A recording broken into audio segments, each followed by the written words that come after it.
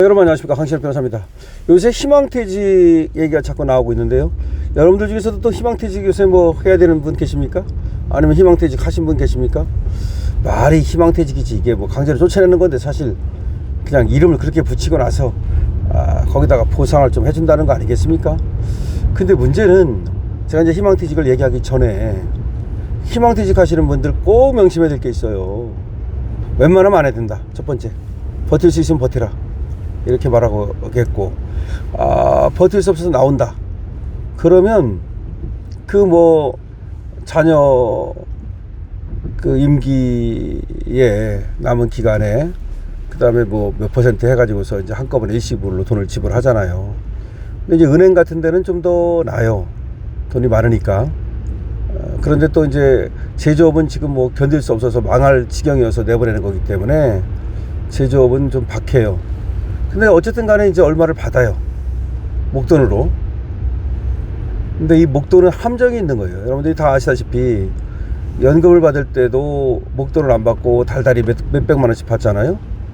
사실은 그 달달이 받는 건 보장이 되는 거예요. 이번 달에 내가 어떻게 하다 보면 탕진해가지고 다 썼다 하더라도 다음 달엔 또 나오니까, 매달 나오니까. 근데 목돈은 보장이 안 되는 거야. 목돈이 있으면 그거 가지고 돈 불려가지고 돈 더 많이 버는데요? 그건 천만의 말씀. 그거는 일종의 사업이 되는 건데, 그때부터는 사업은 10명 해가지고 한 3명, 아니 냉정하게 말하면 한두 명 성공하는 거예요. 그러면 이제 이렇게 돼요. 목돈을 받았어요. 목돈을 받아가지고 이걸 그냥 놔두면 뭐 오히려 물가는 오르고 오히려 손해본다, 이렇게 생각해갖고 뭔가 굴려야 될 거 아니냐. 근데 정기적금 넣어봤자 뭐 굴리나 말하고, 그러니까 주식을 해볼까라고 생각하게 돼요. 아니면 뭐 조그만 뭐 상가를 하나 사볼까. 서울의 자가 김부장 이야기, 거기서 상가 사다 쫄딱 망한 거 아시죠? 상가 사다 폐가망신했잖아요. 자기 집까지 다 잃고. 이게 얘기를 안 해서 그렇지 상가 샀다 망한 사람 엄청 많다는 걸 여러분 알아야 돼요. 그게 왜 사느냐, 허영심의 일종의, 나도 상가 하나 있다, 거기다가 유혹에 넘어가는 거야. 분양을 하는 사람들은요, 아주 아름다운 아가씨를 내세우고 아주 아름다운 아줌마를 내세우고 화술 좋고 예쁘게 화장하고, 그냥 노인네들 가면 그냥 혼을 쏙 빼나, 말하자면 혼을 쏙 빼나요. 거기다가 나도 이제 상가 주인이 된다, 나도 이제 임대인 된다, 이런 허영심을 불어넣고 막 그러는 거야. 그래서 덜컥 이제 상가를 산단 말이야. 거기다가 뭐라고 생각하냐면, 사람은 이 희망을 굉장히 갖게 가져요. 원래 뭐 그러니까 살 수 있는 거죠. 누구한테 물어봐도 자기 못 났다는 사람 한 사람도 없어. 다 자기 잘난 모습을 사는 거야. 이 얘기는 무슨 얘기냐면, 상가를 사가지고 분명히 잘 될 거라고 생각을 해. 한 달에 200만 원씩 벌으면 말이야, 내가 대출을 좀 받아가지고 상가를 산다 하더라도 이자 갖고도 얼마가 남고, 이렇게 생각을 해. 근데 그게 인간이에요. 원래 그렇기 때문에 인간이 살아가는 거야. 그렇지 않으면 인간은 다 자살할 거야 아마. 좋아요, 그런 희망을 갖는 건 좋다 이 말이야. 그런데 그게 이제 함정이라는 거야. 아니 그 상가가, 내가 산 상가가 계속해서 그게 거기 공실이 안 된다는 보장이 있어요? 그럼 보장이 어디 있어? 만약에 다시 코로나가 온다면, 다시 코로나가 오지 말라는 법이 어디 있어요? 만약에 무슨 일이 벌어진다면, 지진이 일어난다면, 예를 들어서. 그러니까 우리가 예상하지 못했던 일이 벌어질 수 있는 거고, 아니 그건 진짜 예상하지 못한 일이지만 예상할 수 있는데도 불구하고 못하는 게 뭐냐면, 아니 장사가 안 돼가지고, 그래가지고 사람들이, 자영업자들이 다 폐업을 해가지고, 그래가지고 공실률이 많이 생기고, 그리고 또 그래서 임대료가 내려가고, 그건 또 생각 안 해?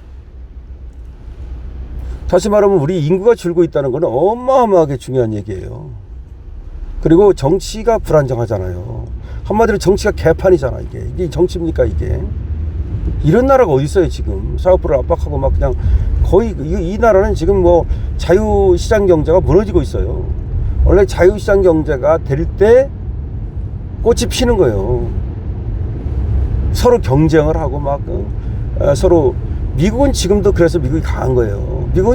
미국이 강한 이유는 그냥 미국은 지금도 뭐 구글이 탄생하고 유튜브가 탄생하고 다 미국에서 탄생하잖아.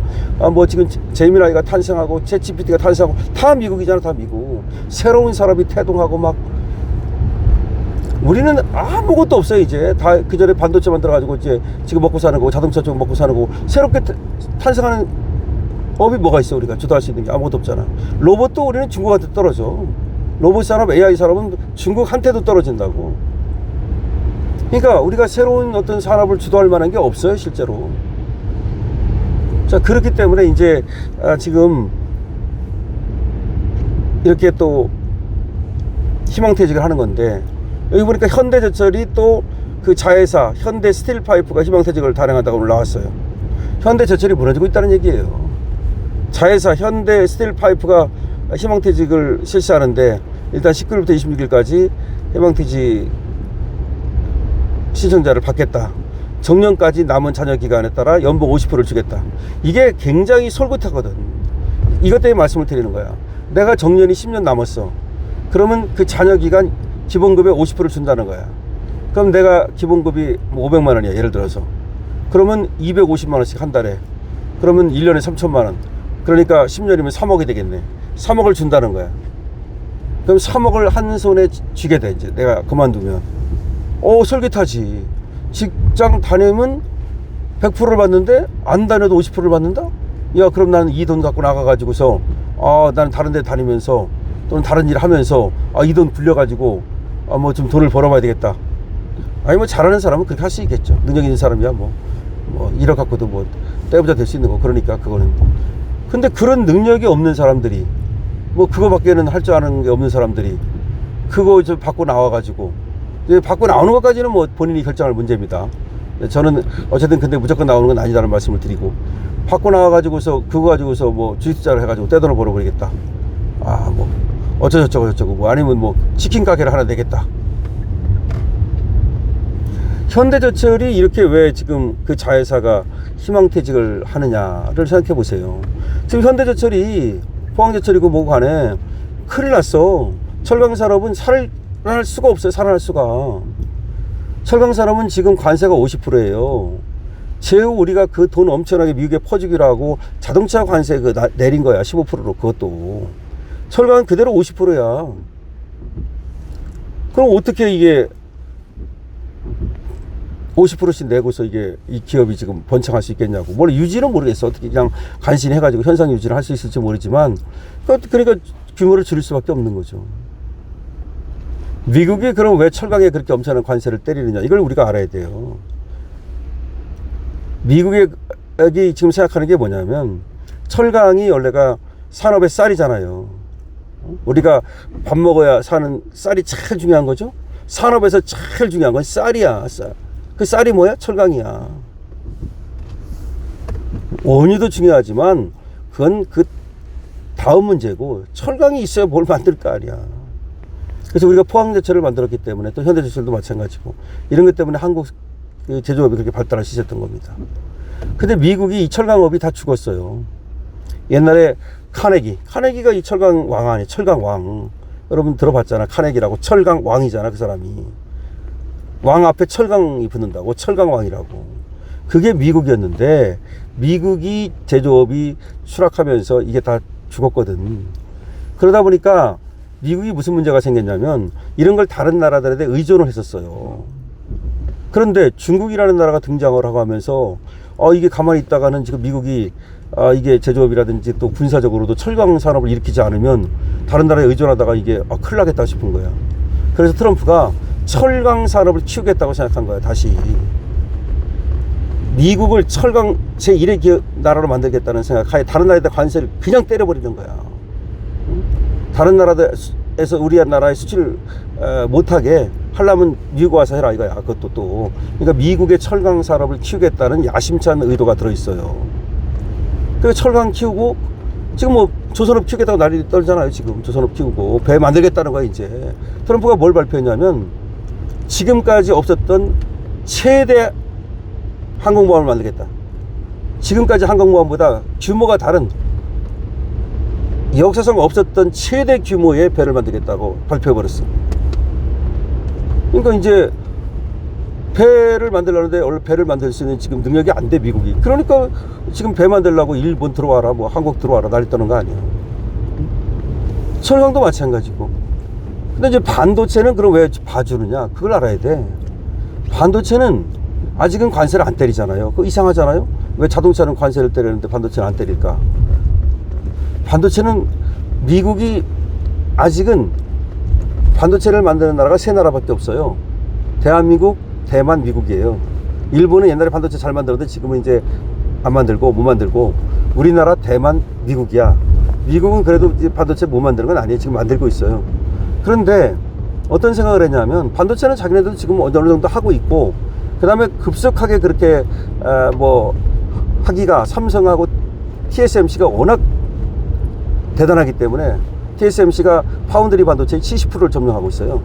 그 다음에 우리 하이닉스하고 삼성전자가 이 메모리 반도체의 거의 뭐 70, 80%를 점령하고 있어요.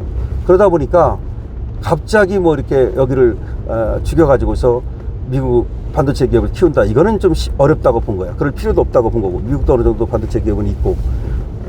그래서 서서히 이제, 그래서 공장을, 삼성 공장을 미국 와서 지랄하는 거 아니야.